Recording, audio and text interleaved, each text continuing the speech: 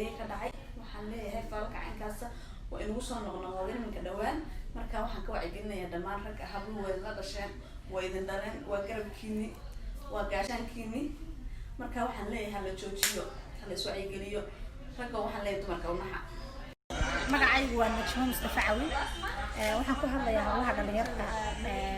Mareykanka gaar ahaan Texas Dallas waxaan ka codsanayaa dowladda Soomaaliland inantii lagu kufsaday Burco lana dilay in tallaabo sharci waafaqsan laga qaado magaalada Burco Somaliland hadda waxaan ku noolahay Texas xukuumadda Somaliland waxaan ka codsanaynaa ninkii inanta sida xun dilay tallaabo sharci laga qaado waliba dib toogasha asma walaal gobolkeed ka soo jeedaa Burco hadda halkeed ku sugan tahay Texas magacaygu waa Faadumo Ismaan Maxamed waxaan ka soo hadlayaa Mareykanka gaar ahaan gobolka Texas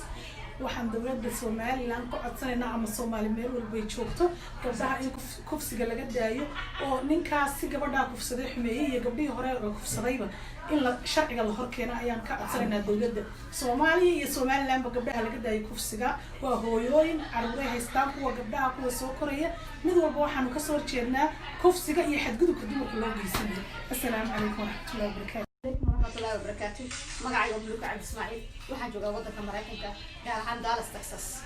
waxaan halkan codsi uga diranayaa hooyooyinka hooyada qofka dhibaatoona waa adiga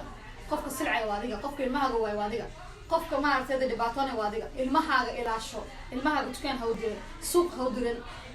gacantaada ha ku jirto maxaa la yiraahdaa guri kaligeed ha uga tagi nin ha uga tagi atigeeda Allah ka yahay ha uga tagi dhulku wuxuu noqday wax la is aaminaa ma jiro hooyooyinka la caruurtiina gabdhihiina ilaashada nin nooma maqno ceedna nooma qabno is ilaashada gacmaha hooyooyinka dumarka Soomaaliyeed gacmaha is qabsano caruurteedana ha ilaashado salaamu calaykum waraxmatullaahi wabarakaatuh dowladda maxaa loo lahayd dowladda waxaan leeyahay sidan waxa la iska bedelo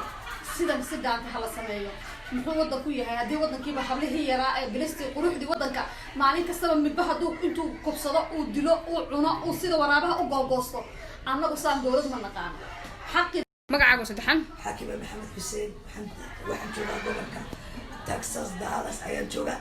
waxaan ka xumahay dhacdada ugbaad ku dhacday ee gobolka waqooyiga ka dhacday oo aan weligay hore u maqlin oo shoog igu noqoto calool xumo igu noqotay qaadan waa igu dhacay waxba ma walba xamaasada Ibrahim qata qeyrka bay ku maqan tahay ilaahay islaahna uga joojiyo dowladda Somaliland waxaan leeyahay farabira ku qabta hadda waa la idinku bilaabay ياسر الذي كنا معي هنا دار ياسع وأنا أحسنتي. السلام عليكم ورحمة الله وبركاته مقعي وان معادي ريع أسوي وحان جوغا دالاس تكساس وحان لها ليا هويوين كصوماليات ميل كستين جوغان وحان ليا عروتينا إلى شرع كوفسيجي بابتي إن ضد مسلمين هاي رجل وحان ليا إلهي لقى عبصدو. الرحمن الرحيم وحان ليا هذا ليلى على إسماعيل وحان دجنها مريكان gobolka Texas halkan waxaan kala hadlayaa madaxweynaha yaga